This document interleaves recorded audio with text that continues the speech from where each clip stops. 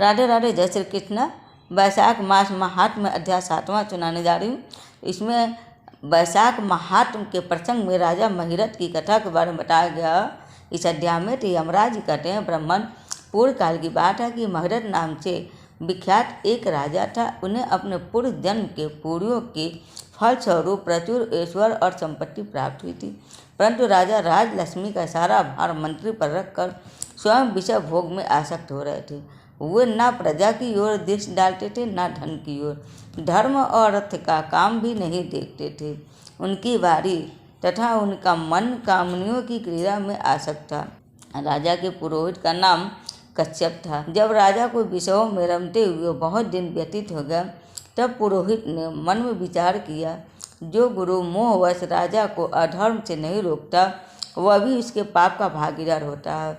यदि समझने पर राजा अपने पुरोहित के वचनों को अवहेलना करता है, तो पुरोहित निर्दोष हो जाता है। इस दशा में राजा की सारे दोषों का भागी होता है। यह सोचकर उन्होंने राजा से धर्मानुकूल वचन कहा। कश्यप जी कहते हैं कि राजन, मैं तुम्हारा गुरु हूँ, अतः धर्म और अर्थ से युक्त मेरे वचनों से सुनो।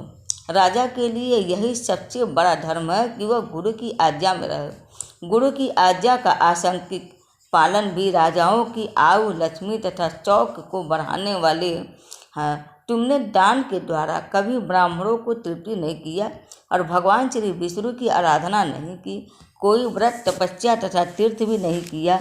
महाराज, कितने खेद की बात है कि तुमने काम के अधीन होकर कभी भगवान के नाम का स्मरण भी नहीं किया। अवहेलनाओं की संगति में पड़कर विद्वानों की संगति नहीं की। जिसका मन स्त्रियों ने हर लिया, उसे अपनी विद्या, तपस्या, त्याग, नीति तथा विवेकशील चित्त से क्या लाभ हुआ। एकमात्र धर्म ही सबसे महान और श्रेष्ठ, जो मृत्यु के बाद भी साथ जाता है। शरीर के उपभोग होने वाले अन्य जितनी वस्तुएं हैं, वे सब यहीं नष्ट हो जाती हैं। धर्म की सहायता से ही मनुष्य दुर्गति से पार होता है। राजेंद्र, क्या तुम नहीं जानते कि मनुष्यों के जीवन का विलास जल की उताल तरंगों के समान चंचल एवं अनित्य है, जिनके लिए विनय की पगड़ी और मुकुट है, सत्य और धर्म ही कुंडल है तथा त्याग ही कंगन है। उन्हें जड़ आभूषणों की क्या आवश्यकता। मनुष्यों के निर्जीव शरीर को ढेले और गांठ के समान पृथ्वी पर फेंक उसके बंधु बांधव मुँह फेर कर चल देते हैं। केवल धर्म ही इसके पीछे पीछे जाता। सब कुछ जा रहा, आयु प्रतिदिन क्षीण हो रही है तथा यह जीवन भी लुप्त होता जा रहा। ऐसी अवस्था में भी तुम उठकर भागते क्यों नहीं। स्त्री, पुत्र आदि कुटुंब, शरीर तथा द्रव्य संग्रह, ये सब पराये हैं, अनित्य हैं, किंतु पूरे और पाप अपने हैं। जब एक दिन सब कुछ छोड़कर तुम्हें व्यवस्था पूर्वक जाना ही हो, तो तुम अनर्थ में फंसकर अपने धर्म का अनुष्ठान क्यों नहीं करते। मरने के बाद इस दुर्गति पथ पर अकेले कैसे जा सकोगे, जहाँ ना ठहरने के लिए स्थान, ना खाने योग्य अन्न, ना पानी, ना राह खर्च और ना राह बताने वाला कोई गुरु ही है। यहाँ से प्रस्थान करने के बाद तुम्हारे पीछे कुछ भी नहीं जाएगा, केवल पाप और पुण्य जाते समय तुम्हारे पीछे पीछे जाएंगे। अतः अब तुम आलस छोड़कर वेदों तथा स्मृतियों में बताए हुए देश और कुल के अनुरूप हितकारक कर्म का अनुष्ठान करो और धर्म मूलक सदाचार का सेवन करो। अर्थ और काम भी यदि धर्म से रहित हो तो उनका परित्याग कर देना चाहिए। दिन रात इंद्रिय विजय रूपी योग का अनुष्ठान करना चाहिए, क्योंकि जितेंद्रिय राजा ही प्रजा को अपने वश में रख सकता है। लक्ष्मी अत्यंत प्रगल्भ रमणी के कटाक्ष के समान चंचल हो। विनय रूपी गुण धारण करने से ही वह राजाओं के पास दीर्घ काल तक ठहरती है। जो अत्यंत कामी और घमंडी हैं, जिनका सारा कार्य बिना विचारे ही होता, उन मूढ़ चेता राजाओं की संपत्ति उनकी आयु के साथ ही नष्ट हो जाती है। अव्यसन और मृत्यु, इनमें व्यसन को ही कष्टदायक बताया गया। व्यसन में पड़े हुए राजा की अधोगति होती है और जो व्यसन से दूर रहता वह स्वर्ग लोक में जाता है। व्यसन और दुख विशेषता काम से ही उत्पन्न होते हैं, अतः काम का परित्याग करो। पापों में फंस जाने पर वैभव एवं भोग इच्छित नहीं रहते, वे शीघ्र ही नष्ट हो जाते हैं। चलते रुकते जागते और सोते समय भी जिसका चित्त विचार में संलग्न नहीं रहता, वह जीते जी भी मरे हुए के तुल्य ही है। विज्ञान पुरुष विषय चिंता छोड़कर क्षमतापूर्ण स्थिर एवं व्यवहारिक युक्ति से परमार्थ का साधन करते हैं। जी का चित्त बालक की ही भांति चपल होता है, अतः उससे बलपूर्वक काम लेना चाहिए। राजन, धर्म के तत्वदर्शी वृद्ध पुरुषों की बुद्धि का सहारा ले पराबुद्धि के द्वारा अपने कुपथगामी चित्त को वश में करना चाहिए।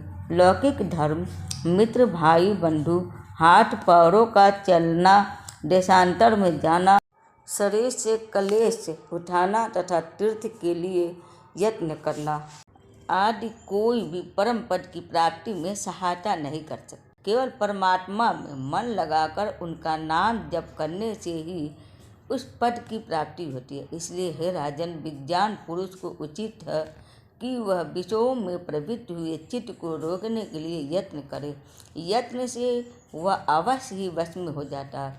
यदि मनुष्य मोह में पड़ जाए, स्वयं विचार करने में असमर्थ हो जाए, तो उसे विज्ञान सुहृदों के पास जाकर प्रश्न करना चाहिए। अब वे पूछने पर यथोचित कर्तव्य का उपदेश देते हैं।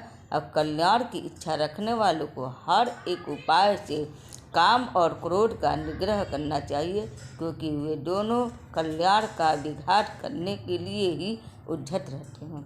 हे राजन, काम बड़ा बलवान है, वह शरीर के भीतर रहने वाला महान शत्रु है। श्रेय की अभिलाषा रखने वाले पुरुष को उसके अधीन नहीं होनी चाहिए, अतः विधिवत पालन किया हुआ धर्म ही सबसे श्रेष्ठ है। इसलिए तुम धैर्य धारण करके धर्म का ही आचरण करो। यह श्वास बड़ा चंचल है, जीवन उसी का अधीन है। ऐसी स्थिति में भी कौन मनुष्य धर्म के आचरण में विलंब करेगा। हे राजन, जो वृद्धावस्था को प्राप्त हो चुका है, उसका चित्त भी इन निश्चिंत विषयों की ओर से नहीं हटता। हाय, यह कितने शौक की बात है। पृथ्वीनाथ, इस काम के मोह में पड़कर तुम्हारी सारी उम्र व्यर्थ बीत गई। अब भी तो अपने हित साधन में लगो। हे राजन, तुम्हारे लिए सर्वोत्तम हित की बात कहता हूँ, क्योंकि मैं तुम्हारा पुरोहित और तुम्हारे भले बुरे कर्मों का भागी हूँ। मुनीश्वरों ने ब्रह्म हत्या, सुरापान, चोरी, गुरु पत्नी गमन आदि महापातक बताए हैं। उनमें से मनुष्यों द्वारा मन, वाणी और शरीर से भी किए हुए जो पाप हैं, उन्हें वैशाख मास नष्ट कर देता है। जैसे सूर्य अंधकार का नाश करता है, इसी प्रकार से वैशाख मास से पाप रूपी महान अंधकार को सर्वथा नष्ट कर डालता है। इसीलिए तुम विधि पूर्वक वैशाख व्रत का पालन करो।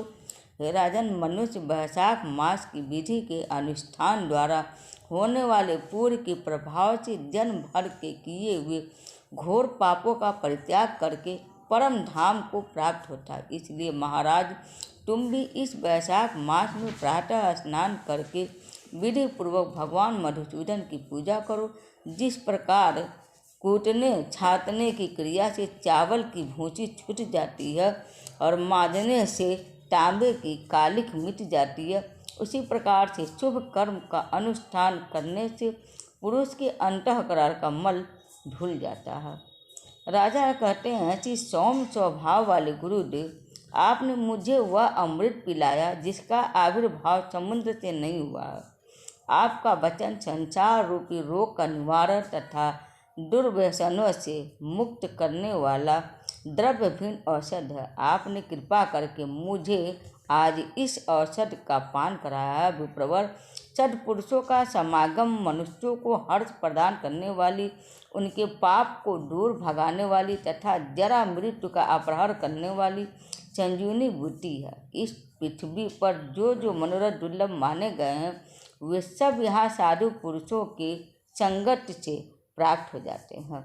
जो पापों का अपहरण करने वाली सत्संग की गंगा में स्नान कर चुका है, उसे दान, तीर्थ, सेवन, तपस्या तथा यज्ञ करने की क्या आवश्यकता है प्रभु। आज के पहले मेरे मन में जो जो भाव उठते थे वे सब केवल काम सुख के प्रति लोभ उत्पन्न करने वाले थे, परंतु आज आपके दर्शन से तथा वचन सुनने से उनमें विपरीत भाव आ गया। मूर्ख मनुष्य एक जन्म के सुख के लिए हजारों जन्मों का सुख नष्ट करता, और विद्वान पुरुष एक जन्म से हजारों जन्म बना लेते हैं। हाय हाय, कितने खेद की बात है कि मुझ मूर्ख ने अपने मन को सदा काम जनित रस के आस्वादन सुख में ही फंसाए रखने के कारण कभी कुछ भी आत्म कल्याण का कार्य नहीं किया। अहो, मेरे मन का कैसा मोह है जिससे मैंने स्त्रियों के फेर में पड़कर अपने आत्मा को घोर विपत्ति में डाल दिया, जिसका भविष्य अत्यंत दुखमय है तथा जिससे पार पाना बहुत कठिन है। भगवान, आपने स्वतः संतुष्ट होकर अपनी वाणी से आज मुझे मेरी स्थिति का बोध करा दिया। अब उपदेश देकर मेरा उद्धार कीजिए। पूर्व जन्म में मैंने कोई पुण्य किया था जिससे आपने मुझे बोध कराया है। विशेषता आपके चरणों की धूलि से आज मैं पवित्र हो गया। वक्ताओं में श्रेष्ठ, अब आप मुझे वैशाख मास की विधि बताइए। कच्छप जी समझाते हुए कहते हैं कि हे राजन, बुद्धिमान पुरुष को चाहिए कि वह बिना पूछे अथवा अन्यायपूर्वक पूछने पर किसी को उपदेश ना दे। लोक में जानते हुए भी यदवत अनजान की भांति आचरण करे, परंतु विद्वानों, शिष्यों, पुत्रों तथा श्रद्धालु पुरुषों को उनके हित की बात कृपापूर्वक बिना पूछे भी बतानी चाहिए। हे राजन, इस समय तुम्हारा मन धर्म में इच्छित हुआ, अतः तुम्हें वैशाख स्नान के उत्तम व्रत का पालन कराऊंगा। तदंतर पुरोहित कच्छप ने राजा महिरथ के वैशाख मास में स्नान, दान और पूजन कराया, और शास्त्र में वैशाख स्नान की जैसी विधि उन्होंने देखी थी उसका पूरा पूरा पालन कराया। राजा महिरथ ने भी गुरु की प्रेरणा से उस समय विधि पूर्वक सब नियमों का पालन किया तथा माधव मास का जो जो विधान उन्होंने बताया वह सब आदर पूर्वक से सुना। उन नृपश्रेष्ठ ने प्रातःकाल स्नान करके भक्ति भाव के साथ पाद्य और अर्घ्य आदि देकर श्री हरि का पूजन किया तथा नैवेद्य भोग लगाया। वैशाख मास महात्म्य अध्याय 7वां संपूर्ण हुआ। इसके आगे का यम ब्राह्मण संवाद का उपसंहार अगले अध्याय में आप सुनेंगे। तो उम्मीद है आप सबको मेरा वीडियो पसंद आया होगा। हरे कृष्ण, हर हर महादेव। वीडियो को लाइक और सब्सक्राइब जरूर करते रहिएगा।